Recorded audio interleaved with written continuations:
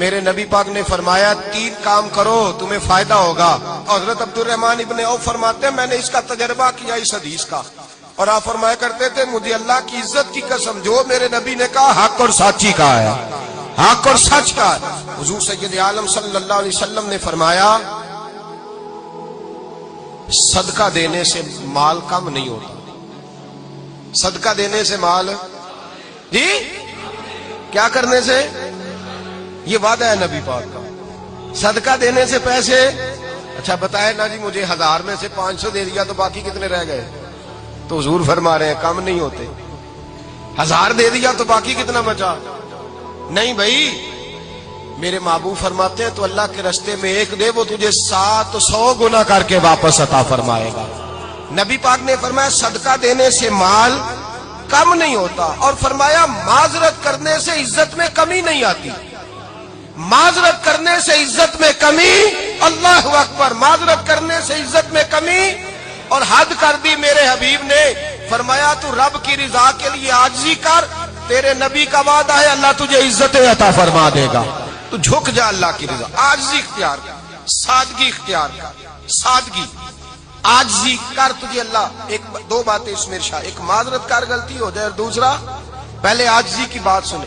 حضرت عمر بن عبدالعزیز بادشاہ تھے, سوئے ہوئے تھے, غلام بھی پاس آرام کر رہا تھا, مہمان بھی آئے تھے. غلام کی ڈیوٹی تھی ہر وقت حضرت کے پاس رہنا. اب سوئے ہوئے, دیر ہو گئی, غلام بیچارہ تھوڑا تھوڑا اونگ آتے آتے سو گیا. حضرت چراغ روشن تھا, کچھ لکھ رہے تھے, مہمان بیٹھا تھا, خادم سو گیا. اب چراغ نہ آہستہ آہستہ گل ہو گیا, بجھ گیا. حضرت اٹھے, بوڑھے آدمی تھے, چراغ صحیح کرنے. مہمان کہنے لگے حضور میں نہ کر دوں, میں نہ کر دوں. کہنے لگے نہیں تم مہمان ہو, مہمان سے خدمت نہیں لی جاتی. تو اس نے کہا غلام کو جگائیے. فرمانے لگے ابھی تو بیچارہ سویا ہے اور نیند سے بیدار کر دوں. خود گئے, اس میں تیل دوبارہ ڈالا, بتی ٹھیک کی, جلائی, واپس آ گئے. وہ مہمان, اب بادشاہ کا مہمان بھی تو کوئی بادشاہ ہی ہوگا نا. کہنے لگا حضور آپ اپنے کام خود کرتے ہیں, کیا لفظ ہے, کیا حسن ہے, اور 2 جملوں میں کیا تاثیر ہے. آپ فرمانے لگے ہاں میں اپنے کام خود کرتا ہوں. جب میں گیا تھا تب بھی عمر بن عبدالعزیز ہی تھا, اور جب چراغ صحیح کر کے واپس آیا ہوں تو پھر بھی عمر بن عبدالعزیز ہی ہوں. میرے اندر کوئی تبدیلی آئی, میں وہی ہوں جو گیا تھا. حضرت سیدنا فاروق اعظم رضی اللہ تعالیٰ عنہ فرماتے میں بیٹھا تھا, اور ابھی 3 دن ہوئے تھے نبی پاک صلی اللہ علیہ وسلم کے وصال ظاہری کو. میں بیٹھا ہوا تھا, 2-3 بچیاں آ گئی, اور حضرت ابو بکر صدیق رضی اللہ تعالیٰ عنہ کے سامنے آ کے بیٹھ کے رونے لگی. جناب صدیق اکبر رضی اللہ تعالیٰ کا بچیوں روتی کیوں ہو؟ تو کہنے لگے آپ خلیفہ بن گئے ہیں. جب سے ہمارے ابا کا انتقال ہوا تھا ہمارا ذریعہ معاش یہ تھا کہ ہم نے بکریاں رکھی ہوئی تھی. آپ روز آتے تھے, بکریوں کا دودھ دھوتے تھے, ہم پی بھی لیتی تھی, بیچ کے گزارا بھی کر لیتی. اب آپ تو خلیفہ بن گئے, کون آیا کرے گا؟ تو حضرت ابو بکر صدیق فرمانے لگے تمہیں پتہ ہے جو خلیفہ ہوتا ہے وہ تو خادم ہوتا ہے قوم کا, میں آیا کروں گا. حضرت ابو بکر صدیق روزانہ اٹھتے عصر کے بعد اور جاتے, خلیفہ ہونے کے باوجود ان بچیوں کی بکریوں کو پکڑتے, دودھ دھوتے, ان کے گھر میں دے کے آتے. حضرت فاروق اعظم جب بھی دیکھتے تو کہتے ابو بکر تو پیچھے آنے والوں کے لیے راستہ بڑا مشکل کر رہا ہے, بڑا مشکل کر رہا ہے. جگر راہ وفا میں نقش ایسے چھوڑ آیا ہوں, میں جس منزل سے گزرا ہوں وہ اب تک یاد کرتی ہے. حضرت سلمان فارسی رضی اللہ تعالیٰ عنہ صوبے کے گورنر تھے, سادہ سا لباس پہن کر, سادہ سا, بس اسٹاپ پہ کھڑے تھے, جہاں سے لوگ اندر داخل ہوتے تھے, جہاں سواریاں باندھی جاتی تھی, آج ہم اپنے زبان میں اسے بس اسٹاپ کہتے.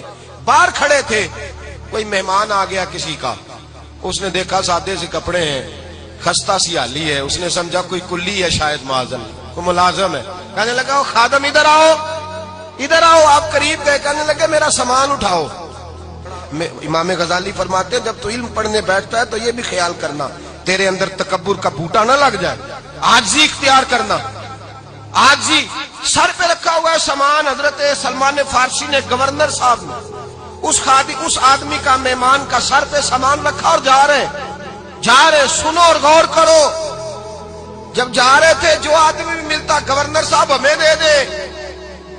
مہمان پریشان ہو گئے, کہنے لگے حضور آپ گورنر ہیں؟ فرمانے لگے نہیں, یہ تو میرا دنیا داری کا نام ہے جو ان لوگوں نے رکھا ہوا ہے، اصل میرا نام وہی ہے جو تو نے لے کے پکارا ہے، اصل نام وہی ہے۔ تو نے کہا غلام ادھر آ، آپ فرمانے لگے پہلے میں ایک یہودی کا غلام تھا، پھر رب تعالیٰ نے فضل کیا تو میں محمد عربی کا غلام ہو گیا، رسول اللہ کا غلام ہوں، اور جب میں نبی پاک کا غلام ہوا ہوں تو اس سارے صوبے کا امام ہو گیا ہوں، تو اصل تو میں غلام ہی ہوا نا۔ دوسرا میرے نبی پاک صلی اللہ علیہ وسلم میں ایک تو عاجزی سے عزت ملتی ہے، تکبر سے عزت، وہ جو بندہ جھجکتا ہے نا تیرے نیڑے جانے سے، تو کہتا ہے میری بڑی عزت کرتا ہے، وہ عزت نہیں کرتا۔ شیر کی عزت ہوتی ہے کہ خوف ہوتا ہے؟ بولے نا، تو نہیں نا ڈر لگتا وہ، شیر کا کیا ہوتا ہے؟ خوف، اس کی عزت نہیں ہوتی۔ تو درندہ ہے، درندوں کی بھی کبھی عزت ہوتی ہے؟ تو جو آدمی ڈنڈے کے زور پر لٹکا کے ڈنڈا اور وہ لوگوں سے عزت کرا رہا، تو بھائی یہ تیری عزت نہیں ہے، تیرا خوف ہے۔ عزت عاجزی میں ہے، انکساری میں ہے۔ اور دوسرا میرے نبی پاک صلی اللہ علیہ وسلم نے فرمایا عزت معاف کرنے میں ہے۔ عزت کس چیز میں ہے؟ بدلہ لینے میں عزت، یہ حقائق ہے۔ عزت بدلہ لینے، جس نے ایک تھپڑ کے جواب میں دو مارے وہ باعزت نہیں، بلکہ مسند امام احمد بن حنبل پڑھی، حضرت موسیٰ علیہ السلام کوہ طور پہ کھڑے، میرے رسول پاک علیہ السلام فرماتے ہیں جناب موسیٰ علیہ السلام نے اللہ کی بارگاہ میں عرض کیا، اے اللہ ساری دنیا کہتی ہے ہم عزت والے ہیں، ہم عزت والے، من اعز عبادہ کا یا اللہ، اے اللہ تو بتا تیرے بندوں میں عزت والا کون ہے؟ تو حضرت موسیٰ کہتے ہیں رب کریم نے فرمایا اذا قادرا غفارا، جس کے پاس بدلہ لینے کی طاقت ہو پھر بھی معاف کر دے وہ بڑی عزت والا ہوا کرتا ہے۔ جو اینٹ کے جواب میں پتھر مار سکتا ہو، جو گولی کے جواب کے اندر 15 گولیاں مار سکتا ہو، لیکن معاف کر دے وہ بڑی عزت والا ہے۔ عزت والا ہے جو معاف کرے۔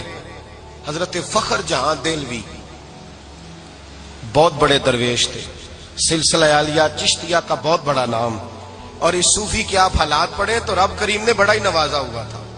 دلی کی جامع مسجد کے خطیب، اور ان کی کرامت یہ تھی کہ جو آدمی آ کے سامنے کھڑا ہوتا تھا نا اسے بتانا نہیں پڑتا تھا کہ میرے دل میں کیا ہے، بتانا نہیں پڑتا تھا، سامنے آ کے کھڑا ہوتا تھا تو حضرت ہاتھ اٹھاتے تھے، کہتے تھے اللہ یہ بے اولاد ہے اسے اولاد عطا کر دے۔ دوسرا آ کے کھڑا ہوا، خوشی نہیں ہو رہی آپ کو؟ دوسرا آدمی کھڑا ہوا، دوسرا آدمی، اس نے آ کے کہا دعا کے لیے سامنے کھڑا ہوا تو حضرت کہنے لگے اے اللہ بیمار ہے، وہ کہتا میرے دل میں بات تھی مجھے